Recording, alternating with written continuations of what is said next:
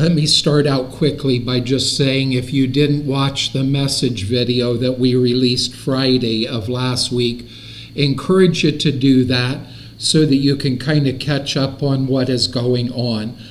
I've been in point number 4, talking about discouragement can set in when you are worn down. And I made a statement in last video on Thursday about the thing that I don't think if you are in the center of God's will that you will get burned out. You need to understand the difference between being tired and being burned out. You absolutely will get tired if you are in the center of God's will.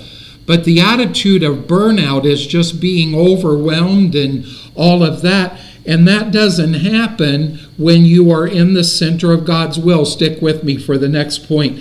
Stress and feeling like you are in a dead-end vacuum will bring burnout.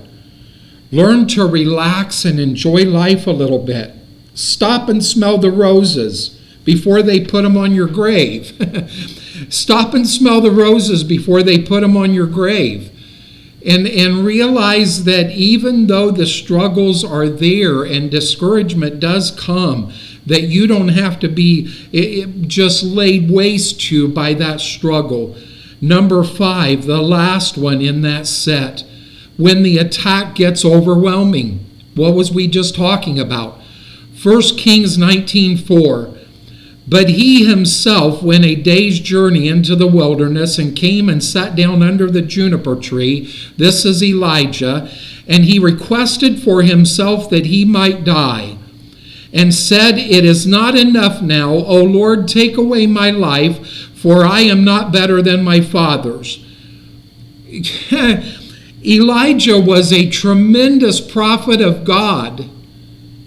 And he was overwhelmed. Now, he was overwhelmed by the wrong things. There's no question about that. And God's response to him wasn't a whole lot of patience in that. There's no problem with that. But realize that this great man of God still got discouraged. This man who had an intimate relationship with God. In fact, as this story is told, he has just won a tremendous victory. And oftentimes that's when we get overwhelmed. God says to Elijah, What are you doing here? At times it seems like that you're the only one getting attacked and no one else cares. Some will say, well, that's part of being human. We say we are under attack and we get discouraged in the attack. It is natural. The apostles would have said, have you been stoned today? Have you been beaten today? Have you been thrown in prison today?